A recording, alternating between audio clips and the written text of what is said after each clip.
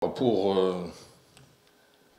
si vous voulez, une date comme le 1er novembre 1954, elle est célébrée par tous les consulats algériens comme étant une fête nationale, algéro-algérienne. Or, c'est une date franco-algérienne, fait partie de l'histoire de France, histoire coloniale, histoire même hexagonale, donc ça intéresse tout le monde, pas seulement les ressortissants algériens et les responsables algériens. Et l'idéal serait des célébrations communes, solidaires, qui font travailler la mémoire, les témoins et les historiens ensemble à des fins purement civiques, pour éviter que ce devienne un problème supplémentaire. Alors le 1er novembre 1954 a été vécu par l'ensemble de la classe politique et une bonne partie des médias comme un violent coup de tonnerre dans un ciel serein. Et ça tient au fait que, hormis quelques exceptions, dans les médias, quelqu'un comme Albert-Paul Lantin ou Claude Bourdet et d'autres qui avaient tiré la leçon du 8 mai 1945 et qui s'attendaient, qui étaient persuadés que la répression n'allait pas régler la totalité du problème, la classe politique française s'intéressait très peu à l'Algérie. Et quand il y avait quelques débuts de problèmes, elle faisait à la presse, comme Le Monde, Le Figaro, faisait appel à ce qu'on appelait les troisièmes de l'époque, trois grands spécialistes, Louis Massignon, Louis Milliot et Robert Montane. Or, Louis Milliot et Robert Montane étaient les plus écoutés par la classe politique qui ne voulait pas de vague, qui voulait reporter le règlement des problèmes. Ils disaient que tout allait bien, surtout en Algérie. Robert Montane a fait une conférence inoubliable fin 1953 à Rabat, au Maroc, sur le devenir de la présence française en Afrique du Nord. Et dès les premières phrases de son intervention, il leur a dit « Je ne vous parlerai pas de l'Algérie parce que c'est un pays où il n'y a pas de problème, où la présence française n'est pas contestée, pour longtemps. » Donc c'était moins d'1 an avant le 1er novembre. Et Charles-André Julien, Jacques Berck, Louis Massignon se faisaient un malin plaisir de rappeler cette prescience de Robert Montane qui était le plus écouté et qui a contribué à induire en erreur la classe politique. La classe politique considérait les colonies à travers une illusion assimilationniste. On considérait que la France avait un pouvoir d'attraction culturelle qui allait à la longue intégrer, voire assimiler les colonisés. Et dans le cas de l'Algérie, les changements institutionnels consécutifs à la Deuxième Guerre mondiale faisaient croire au bien fondé de cette explication, puisque le statut organique de septembre 1947 a mis fin à 80 ans d'hésitation concernant la citoyenneté et la nationalité. D'après le Senatus Consul de 1864, l'indigène en Algérie, l'indigène à l'époque, c'était les juifs et les musulmans. Dans tous les traités, l'indigène, on met entre parenthèses juifs et musulmans. Et sujet français, néanmoins, il n'a pas droit à la citoyenneté. Pour l'avoir, il lui faut une démarche qui passait par la rupture avec les statuts personnels. Le droit mosaïque pour les juifs et le statut coranique pour les musulmans. Et il aura fallu les guerres mondiales pour dépasser tous les blocages qui empêchaient l'accession à la citoyenneté des musulmans, puisque bon, le décret Crémieux a réglé le problème pour les juifs. Il y a un autre décret qu'on cite moins, c'est celui de 1889, qui a naturalisé tous les immigrés du bassin méditerranéen en Algérie, les Maltais, les Mahonnais, etc., qui parlaient très peu français, mais ils se sont retrouvés français du jour au lendemain.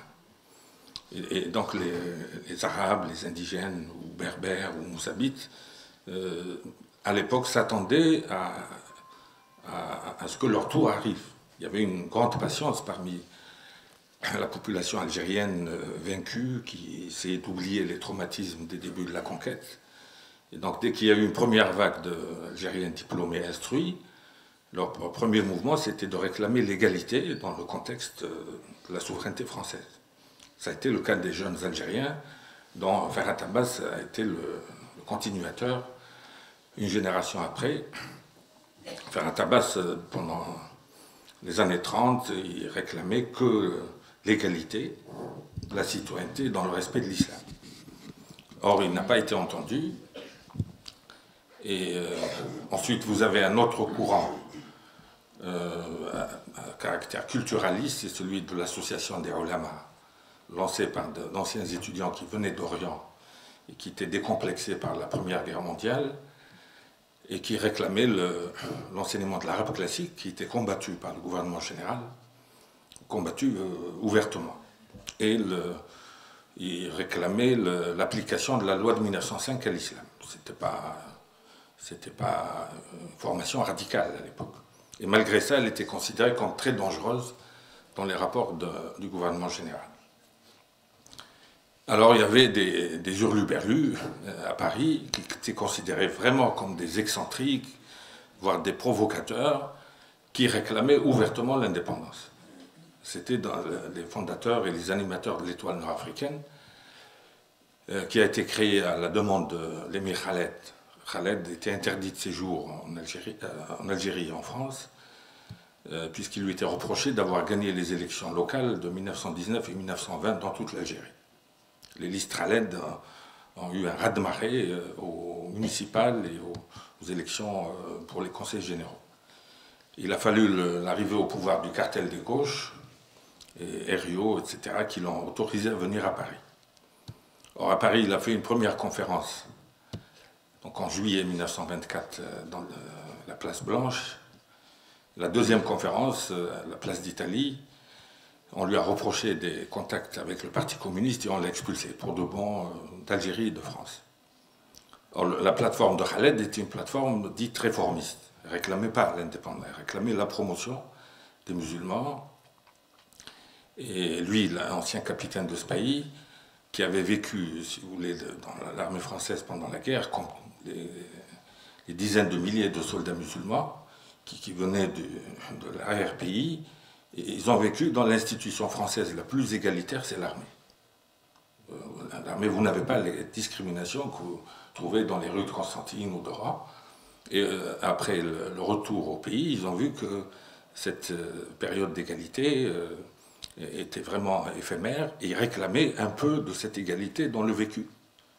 Et vous avez le premier auditoire du premier noyau de nationalistes algériens, c'est les anciens soldats qui avaient... Et les plus vindicatifs, c'est ceux qui ont été envoyés aux Dardanelles. Vous avez des milliers là et moi je me souviens d'un rapport là, du contrôle postal. Vous avez, tout le courrier était contrôlé par le deuxième bureau de l'époque.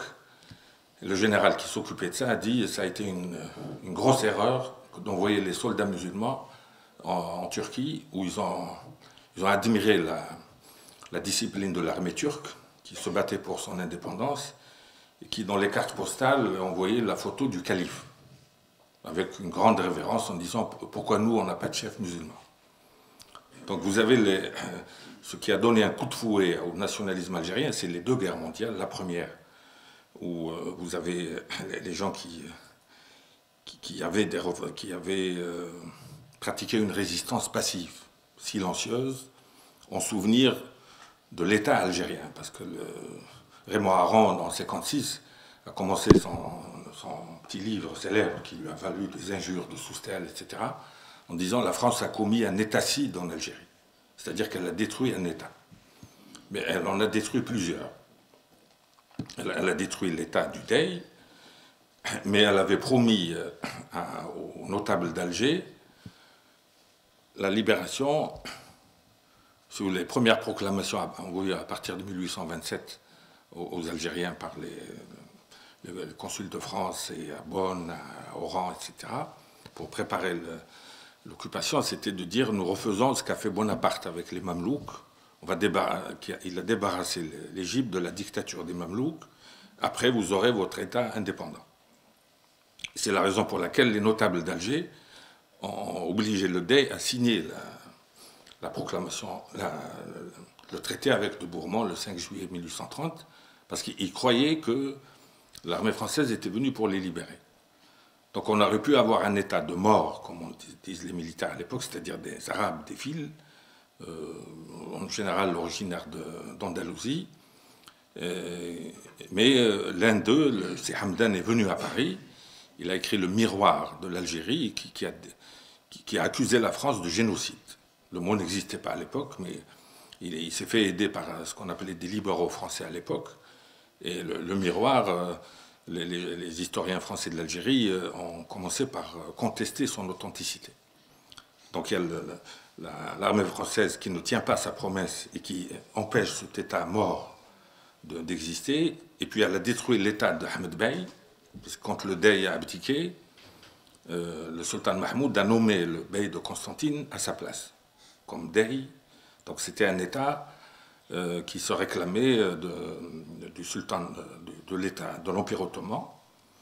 L'émir Abdelkader a été le seul résistant à avoir porté un projet d'État algérien régional moderne, sans allégeance vis-à-vis du calife. Mais cet État a été détruit. Donc le mot étacide utilisé par Raymond Aron méritait le pluriel. Et donc vous avez la mémoire. Les Algériens étaient dispersés, l'élite à la fois marchande et intellectuelle est partie. Vous avez juste après l'arrivée de Bourmont à Alger, vous avez 10 000 Algérois qui ont quitté Alger. Parmi les plus riches, les plus instruits, 5 000 sont partis à Tétouan. Et c'est eux qui ont stimulé l'artisanat traditionnel marocain qui est préservé jusqu'à maintenant. Et 5 000 sont partis à Alexandrie. Donc ceux qui sont restés n'avaient plus d'accès à l'histoire écrite. Il n'y a que la mémoire orale. Et vous avez le Bey de Constantine qui a Hajj Ahmed Bey. On l'appelle Hajj Ahmed pour ne pas le confondre avec Ahmed Bey de Tunis, qui l'a trahi et qui l'a combattu, qui était son contemporain.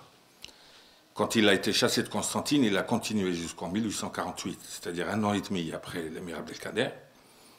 Et il a été chez plusieurs tribus, dans les Aurès et le sud constantinois, parmi lesquels les Touaba et les Oulad Darraj. Or, Ben Mehdi est des Oulad Darraj et Ben Boulaïd est des Touaba. Et ce n'est pas un hasard si ces deux-là ont fait partie des 6 qui ont déclenché le 1er novembre.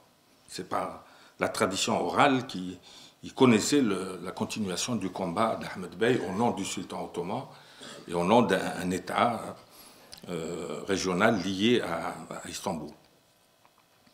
Et donc, pendant cette résistance passive, toute l'historiographie l'historiographie française notamment, considérait que le fait accompli colonial était accepté par les Algériens.